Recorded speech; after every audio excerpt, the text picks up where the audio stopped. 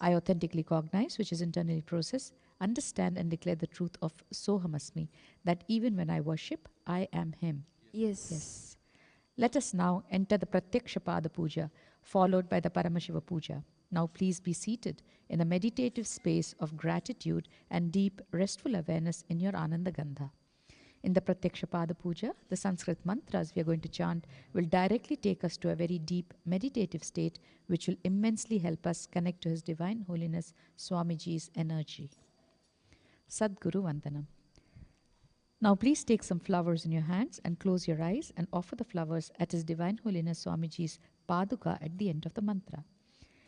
Nityanandam Paramasukhadam Kevalam Jnanamurtim Dvandvatitam Gagana Sadrisham Tattvamasyadhilaksham Ekam Nityam Vimalamachalam Sarvadhi Sakshi Bhutam Bhavatitam Trigunarahitam Sadgurum Tam Namami.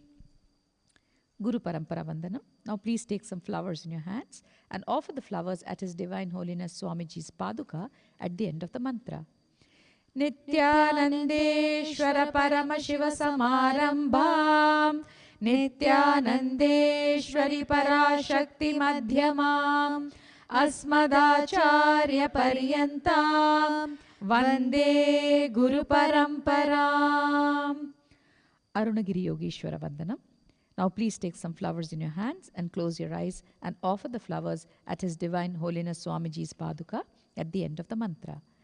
Lalate Tripundri Nitilakrita Kasturi Tilakaha Spuranmala Dhara Spurita Katikaupi Navasanaha Dadhano Dustaram Shirasi Panirajam Shashikalam Pradeepa Sarvesham Arunagiri Yogi Vijayate.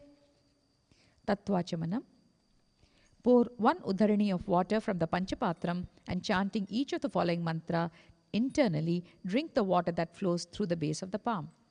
Om Atma Tattvam Shodhayami Swadha. Om Vidya Tattvam Shodhayami Swadha. Om Shiva Tattvam Shodhayami Swadha. Chanting the following mantra internally, wipe the upper and the lower lips twice using the base of the right hand thumb, moving the hand from right to the left of the lips. Om Ham Hridayaya Namaha. Wash your right hand with the water in the Panchapatram. With the tips of the right hand, index, middle and ring fingers touch above the upper lips and below the lower lips. With the tips of the right hand, index finger and thumb joined together, touch the right nostril, left nostril. With the tips of the right hand, ring finger and thumb joined together, touch the right eye, right ear, left ear. Wash your right hand with the water in the Panchapatram. With the base of the right hand thumb and little finger, touch the navel, right chest, left chest. With the right hand fingertips together, touch the top of the head, right shoulder, left shoulder and the heart center. Shuklam Baradharam. Please take the akshata in your right hand, clench your hands and tap the sides of the forehead on the temples 5 times, visualizing that the nectar in the Sushumna Nadi reaching the Mahaganapati in the Mooladhara Chakra and the nectar oozing through the head and drenching your hands along with the chanting of the following mantra. Shuklam Baradharam Vishnum Shashivarnam Chaturbhujam Prasannavadanam Dhyayet Sarva Vignopashantaye. Pranayamaha. Continue to keep the akshada in your right hand. Now open only the little finger, ring finger and the thumb. During the pranayama, use the thumb to close the right nostril and the ring and the little finger to close the left nostril. Closing the right nostril, inhale slowly through the left nostril. Once you have inhaled fully, close both the nostrils and hold the breath inside as long as possible. Exhale to the right nostril alone very slowly. During this inhalation, retention and exhalation, chant the Samhita mantras 3 times internally. ॐ होम ईशानमूर्धाय नमः। ॐ ह्रीं तत्पुरुषवक्त्राय नमः। ॐ हुम अघोरहृदयाय नमः। ॐ ह्रीं वामदेवगुह्याय नमः। ॐ हं सत्यजातमूर्तये नमः। ॐ हां हृदयाय नमः। ॐ ह्रीं शिरसे नमः। ॐ हूं शिखायै नमः। ॐ हैं कवचाय नमः। ॐ हौं नेत्रेभ्यो नमः। ॐ हः अस्त्राय नमः। ॐ होम ईशानमूर्धाय नमः। ॐ ह्रीं तत्पुरुषवक्त्राय नमः। ॐ हुं अघोरहृदयाय नमः। ॐ ह्रीं वामदेवगुह्याय नमः। ॐ हं सत्यजातमूर्तये नमः। ॐ हां हृदयाय नमः। ॐ ह्रीं शिरसे नमः। ॐ हूं शिखायै नमः। ॐ हैं कवचाय नमः। ॐ हौं नेत्रेभ्यो नमः। ॐ हः अस्त्राय नमः। ॐ होम ईशानमूर्धाय नमः। ॐ ह्रीं तत्पुरुषवक्त्राय नमः। ॐ हुं अघोरहृदयाय नमः। ॐ ह्रीं वामदेवगुह्याय नमः। ॐ हं सत्यजातमूर्तये नमः। ॐ हां हृदयाय नमः। ॐ ह्रीं शिरसे नमः। ॐ हूं शिखायै नमः। ॐ हैं कवचाय नमः। ॐ हौं नेत्रेभ्यो नमः। ॐ हः अस्त्राय नमः। Sankalpah. Now keeping the akshada in your left palm, close it with your right palm and keep both the hands on the right thigh. Chant the following mantra and then drop the akshada down in the north at the end of the mantra. Mamopata samasta duritakshayadvara Bhagavat Shri Nityananda Paramashiva Preetyartham Shri Nityanandeshwari Parashakti Sameta Shri Nityanandeshwara Paramashiva Preetyartham Cha Shubhe Shobhane Muhurte Adya Brahmanaha Dvitiya Parardhe Shri Shvetavaraha Kalpe Vaivasvatamanvantare Ashtavimshatitame Nityayuge Prathame Pade Jambudvipe Bharatavarshe Bharatkhande Meroho Dakshine Parshve Shakabde Asmin Vartamane Vyavaharike Prabhavadinam Shashyaha Samvatsaranam Madhye Vikarinama Samvatsare Dakshinayane Lakshmi Venkateshwara Ritau Shravana Mase Shukla Pakshe Ashtamyam Shubhatitau Guruvasara Yuktayam Vishakha Nakshatra Shukla Yoga Bhavakarana Evam Guna Visheshana Vishishtayam Asyam Shubhatitau Shri Kailasonatha Dwadashanta Shyamala Pitharuda Shri Meenakshi Sundareshwara Bhinna Swarupa Parashiva Putra Ratna Kumara Gurumanya Tulyavatara Shri Parvati Stanyapana Labda Divya Jnana Vishruta Sakala Nigama Gamasara Bhuta Dravida Veda Pravartru Shrimat Paramashiva Karuna Samadigata Mukta Maya Chaturashrayana Giyamana Chatra Chamara Shri Chinna Kahaladi Samasta Birada Valyalankrita Jnana Vijnana Chakravarti Sarva Jana Sangha Sadyo Nirvana Diksha Vyapavarga Varsha Vishrana Jimuta Paramata Kalabakesari Shaiva Siddhanta Sthapanacharya Shri Rajadhiraja Pandya Maharaja Guru Kshapana Shakyadi Mahandhakara Nivarana Jnana Bhanu Vikshana Narhara Dvajochedana Purvaka Shrimat Vrishabhadvajasthapaka Shaiva Samaya Kartra Sarvajna Pitharudha Shri Jagadguru Shri Jnana Sambandha Deshika Swami Vagisha Sundara Manikya Vachaka Swami Nam Avatara Bhuta Shri Jnana Sambandha Swami Punarudhrita Shyamala Pita Mahasamsthana Jnana Samraja Shasaka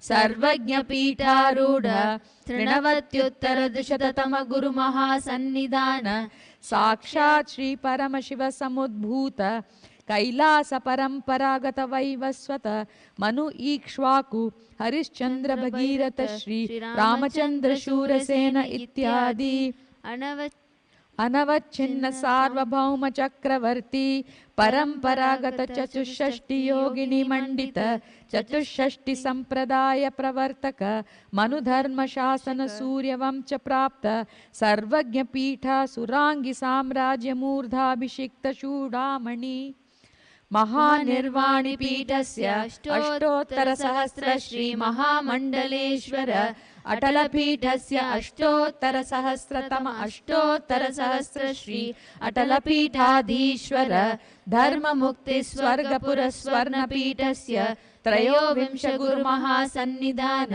श्रीमत् Paramhans परिव्राजकाचार्यवर्य सच्चिदानंद प्रणव स्वरूप श्रोत्रिय ब्रह्मनिष्ठ नित्योत्सव नित्य मंगल नित्य कल्याण नित्य रजित नित्यानंद पीठ महासंस्थान महासिंहासन पीठ कर्तृ कैलास पुनरुद्धारक जगद्गुरु श्रील श्री भगवत श्री नित्यानंद परम शिव श्री ज्ञान संबंध देशिक परमाचार्य स्वामिनां प्रीत्यर्थं तेषां पादारविन्दयोः भक्ति सिद्ध्यर्थं गुरुकृपा कटाक्ष सिद्ध्यर्थं क्षेम स्थैर्य वीर्य विजय आयुरारोग्य ऐश्वर्याणाम् अभिवृद्ध्यर्थं धर्मार्थ काम मोक्ष चतुर्विध फल पुरुषार्थ सिद्ध्यर्थं समस्त दुरितोपशान्त्यर्थं समस्त मंगल अवाप्त्यर्थं भगवत् श्री नित्यानंद परम शिव प्रसादेन सकुटुम्बस्य ज्ञान वैराग्य जीवन मुक्ति प्राप्त्यर्थं श्री नित्यानंदेश्वरी पराशक्ति समेत श्री नित्यानंदेश्वर परमशिव अवतार भूत श्री सर्वदेव देवी स्वरूप भगवत् श्री नित्यानंद परमशिव प्रत्यक्ष पादुका पूजां श्री नित्यानंदेश्वरी पराशक्ति समेत श्री नित्यानंदेश्वर परमशिव पूजां च करिष्ये। ओम उपस्पृश्य घंटानादः. Now ring the bell with your left hand loudly as you chant the mantra. The bell should never be rung holding it below the heart level. Agamarthantu devanam gamanarthantu rakshasam घंटानादं करोम्यादौ देवताह्वानलाञ्छनं घंटा देवताभ्यो नमः. मानस पूजा.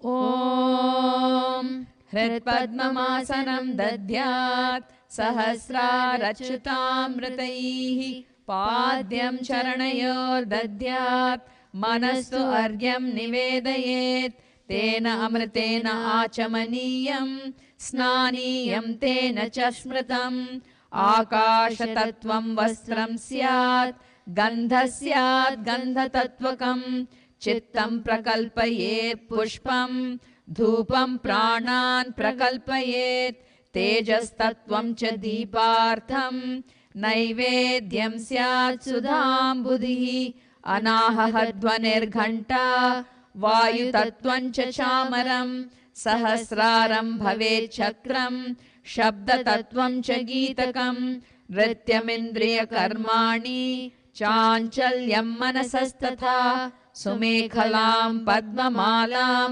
पुष्पं नानाविधं तथा अमायाद्यैर्भावपुष्पैः अर्चयेद् भावगोचरम् अमायम् अनहङ्कारम् अरागम् अमदं तथा अमोहकं मदं भञ्च अद्वेषाक्षोभकौ तथा अमाचर्यं मलोभञ्च दशपुष्पं विदुर्बुधाः अहिंसा परमं पुष्पं पुष्पमिन्द्रियनिग्रहः दया पुष्पं क्षमा पुष्पं ज्ञानपुष्पं च पञ्चमम् इति पञ्चदशैर्भावपुष्पैः सम्पूजयेत् भगवन्तं श्रीनित्यानन्द परमशिवम्.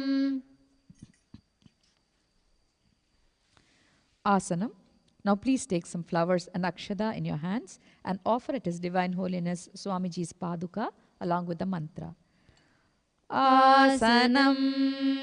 Om सर्वभूतान्तरस्ताय सर्वभूतान्तरात्मने कल्पयाम्युपवेशार्थम् आसनं ते नमो नमः।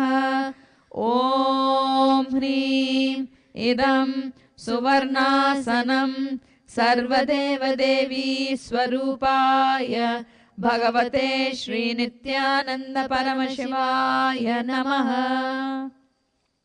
Swagatam. Now please take some flowers in your hands and offer the flowers at His Divine Holiness Swamiji's Paduka along with the mantra. Swagatam. Om Shantatvat Sarvakartratvat Bhavo Paratikaranat Shiva Ukto Mahatantra Mantra Viddhis Sada Shivaha Tasmai Shivaya Gurave Vitaraga Kalaya Vai अमेयत्वातनन्तोऽयम् अजत्वाच्च प्रकीर्तितः यस्य दर्शनमिच्छन्ति देवाः स्वाभीष्टसिद्धये तस्मै ते परमेशान स्वागतं स्वागतं प्रभो।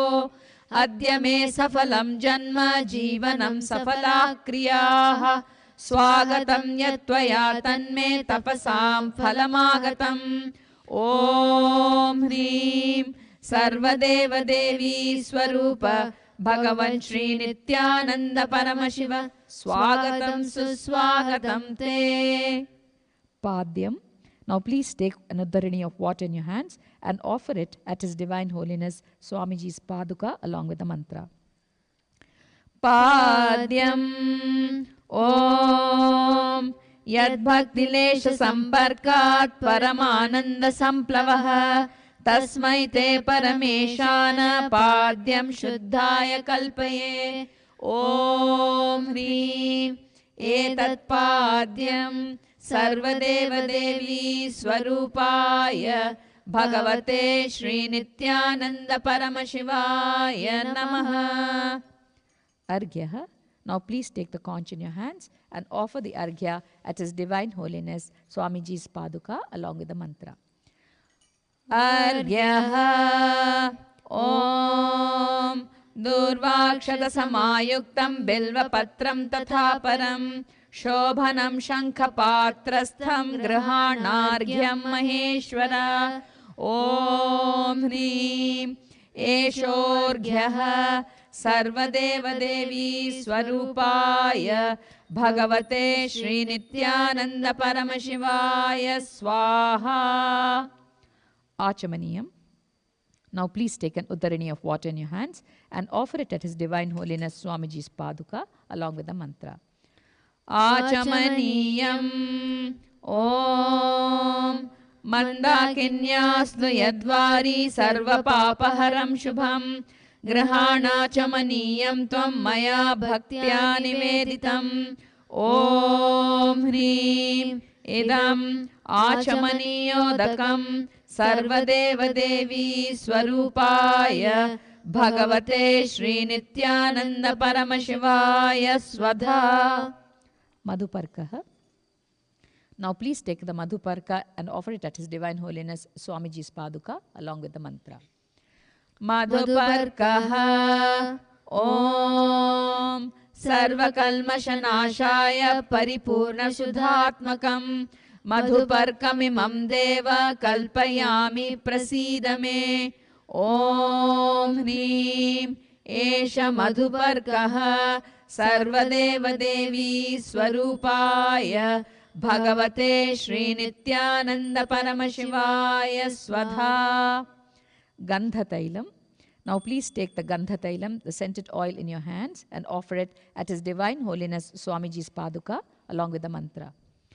Gandhatailam. Om Sneham Grahana Snehena Lokanam Hitakaraka Sarvalokeshu Shuddhasvam Dadami Sneham Om Hrim Idam Gandhatailam सर्वदेवदेवी स्वरूपाय भगवते श्रीनित्यानंद परमशिवाय निवेदयामि।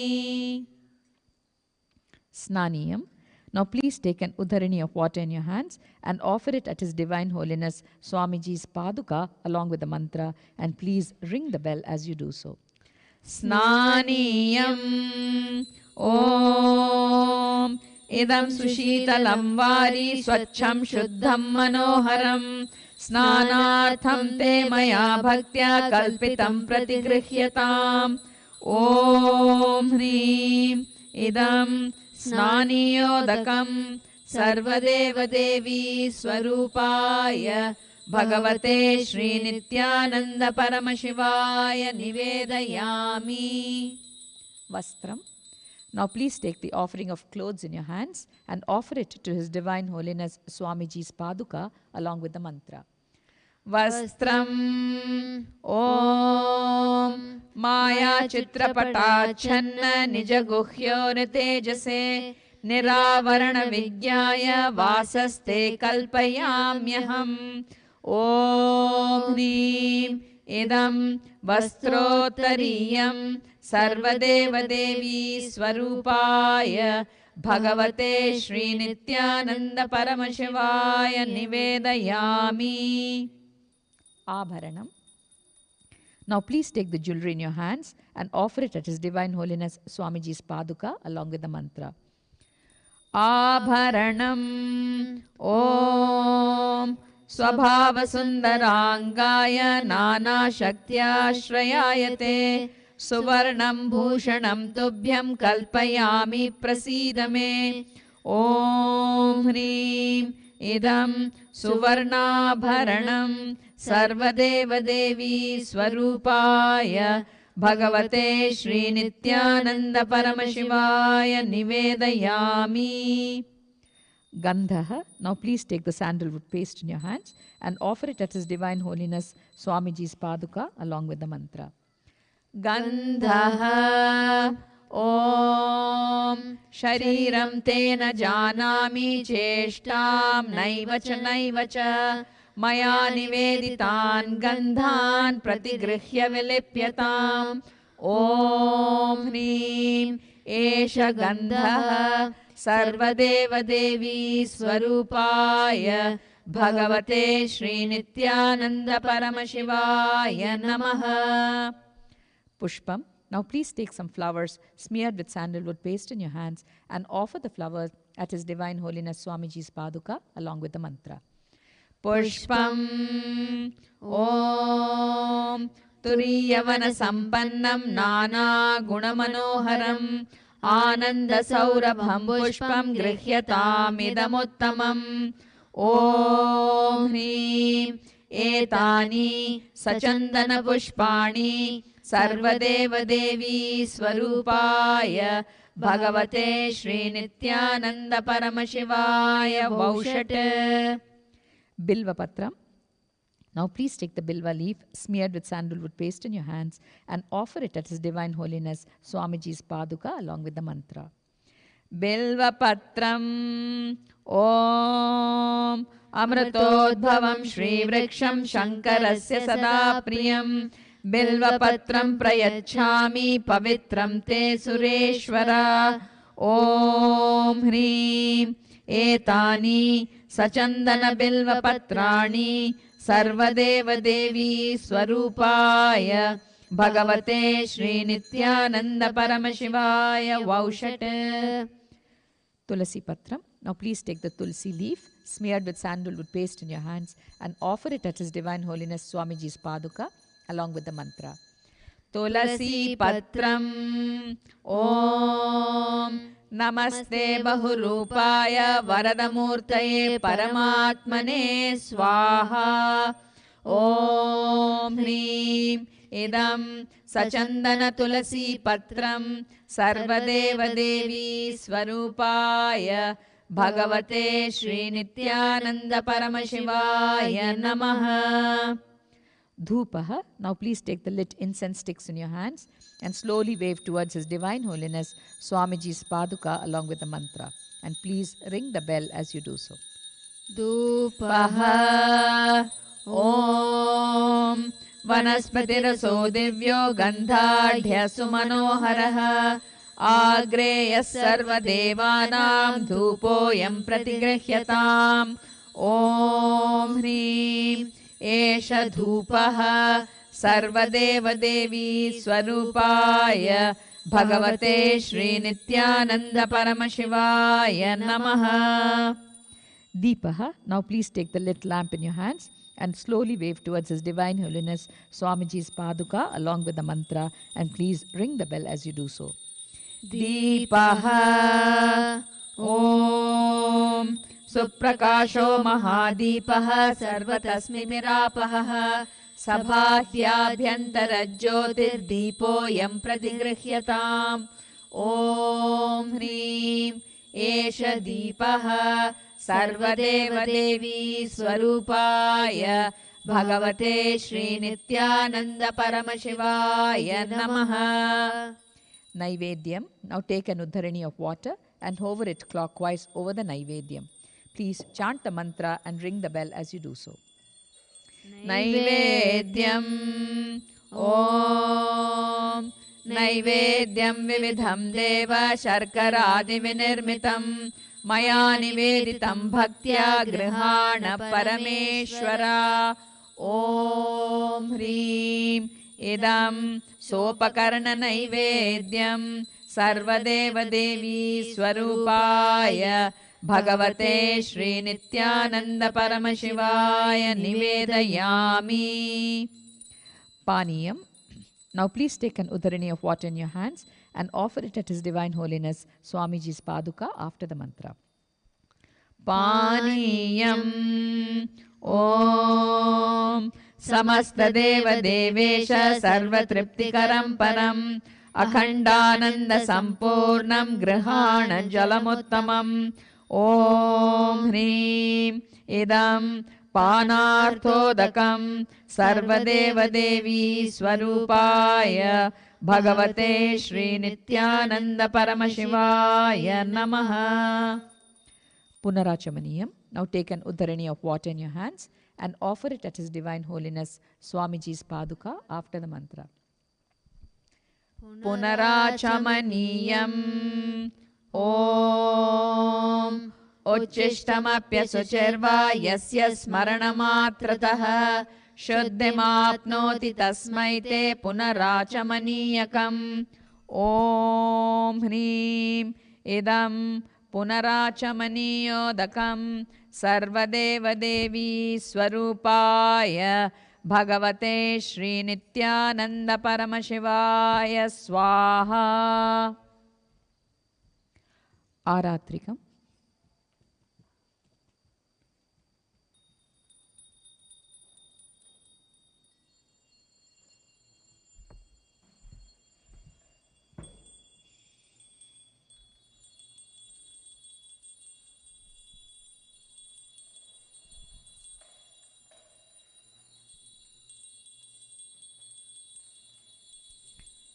Aratrikam Om Hrim Esha Deepamala Sarvadevadevi Swarupaya Bhagavate Srinityananda Paramashivaya Namaha.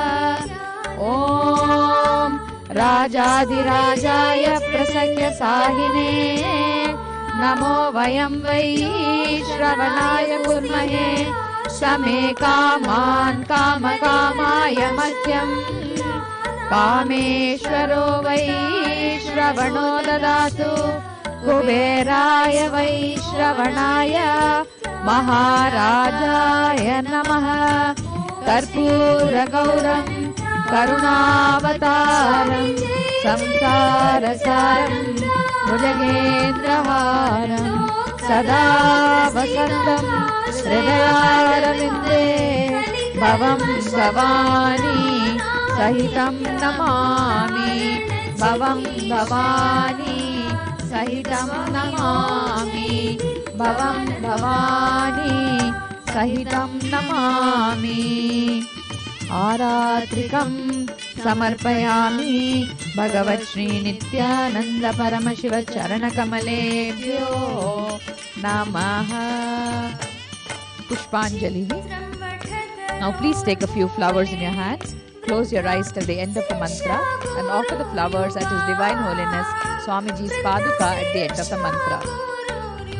गुरुर्ब्रह्मा गुरुर्विष्णुः गुरुर्देवो महेश्वरः गुरुसाक्षात् परब्रह्म तस्मै श्री गुरवे नमः।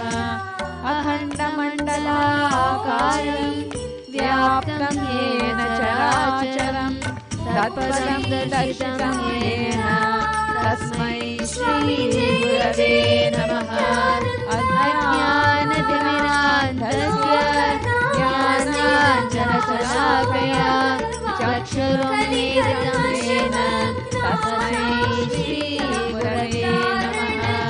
अनेकजन्मसम्प्राप्तकर्मबन्धविदाहिने आत्मज्ञानप्रदानेन तस्मै श्री गुरवे नमः। मन्नाथ श्री जगन्नाथो मद्गुरु श्री जगद्गुरुः ममात्मा सर्वभूतात्मा तस्मै श्री गुरवे नमः। ईश्वरो गुरुरात्मेति मूर्तिभेदविभागिने व्योमवद्व्याप्तदेहाय दक्षिणामूर्ते नमः। नित्यानन्दं परमसुखदं केवलं ज्ञानमूर्तिं द्वन्द्वातीतं गगनसदृशं तत्त्वमस्यादिलक्ष्यम् एकं नित्यं विमलमचलं सर्वविधि साक्षिभूतं भावातीतं त्रिगुणरहितं सद्गुरुं तं नमामि।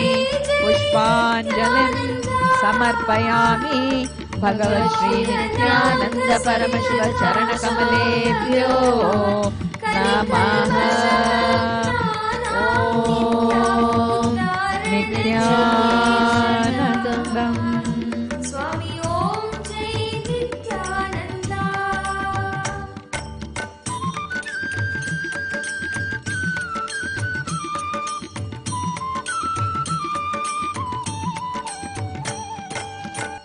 कर्णधार स्वरूप नित्या सर्वधर्म स्वरूप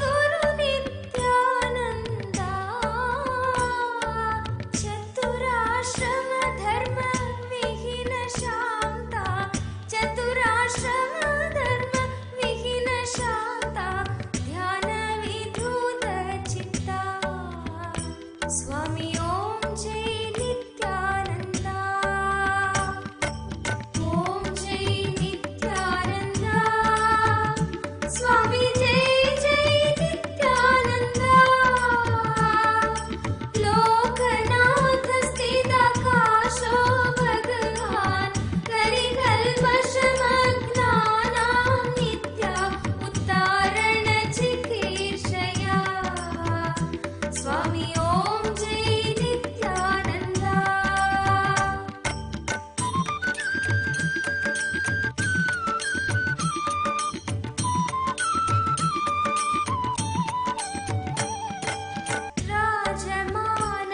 राजमानस्वधामनि नित्या सद्गुरु नित्यानन्द स्वामी सद्गुरु नित्यानन्द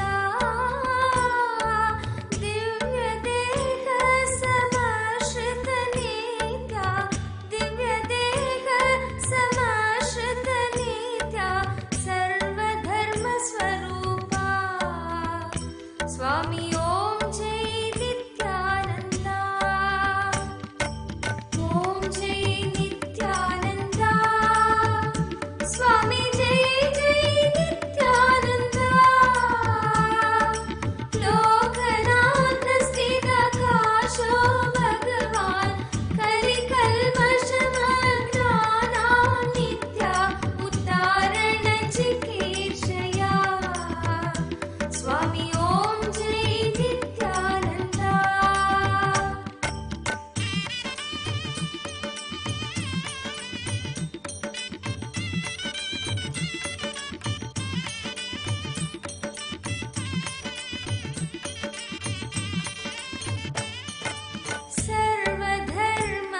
सर्वधर्मप्रणेतारं नित्या धर्मग्लानिविनाशकं स्वामी धर्मग्लानिविनाशकं साधुमित्र शिव नित्यानन्दं साधुमित्र शिव नित्यानन्दं शान्तं नमाम्यहम् स्वामी जय जय नित्यानन्दम्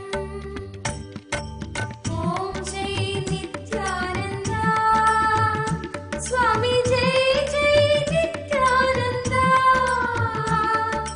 लोकनाथ स्थितकाशो भगवान् कलिकल्मषमग्नानां नित्या उद्धारण चिकीर्षया स्वामी ॐ जय नित्यानन्द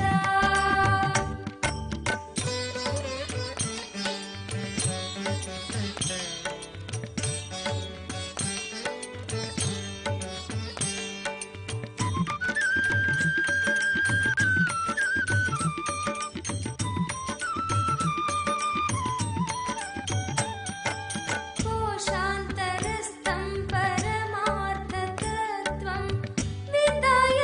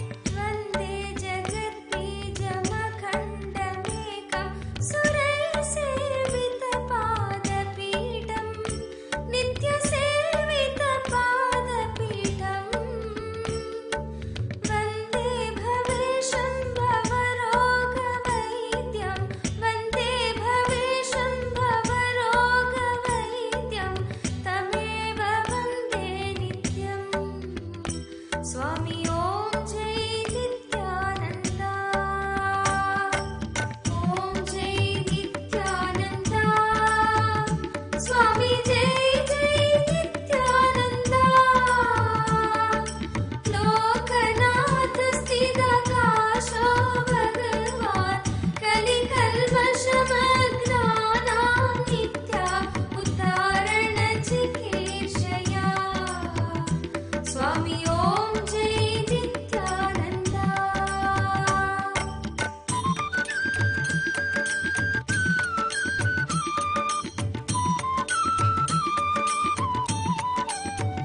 ज्ञान ध्यान तृप्ताय नित्या ज्ञान ध्यानदायिने नित्य ज्ञान ध्यानदायिने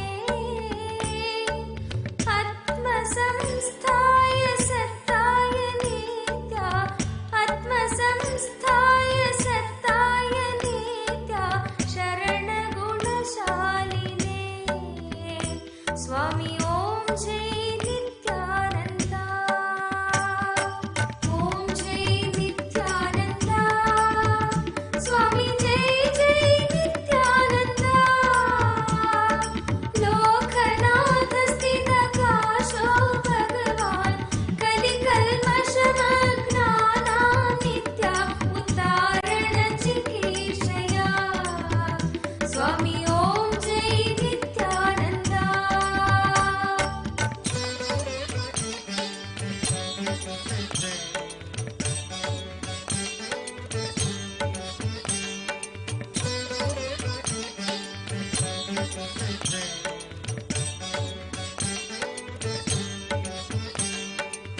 सर्वदेवी स्वरूपाय नित्या सर्वदेव स्वरूपिणे नित्य सर्वदेव स्वरूपिणे विरक्ति भक्ति नैर्मल्य नित्या विरक्ति भक्ति नैर्मल्य नित्या भूति मंगलकारिणे स्वामी ओम जय नित्यानंद ओम जय नित्यानंद स्वामी जय जय नित्यानंद लोकनाथ स्थिताकाशो भगवान कलिकल्मषमग्नानां नित्या उद्धारण चिकीर्षया स्वामी ओम जय नित्यानंद जय परमहंस श्री श्री नित्यानंद स्वामी की जय।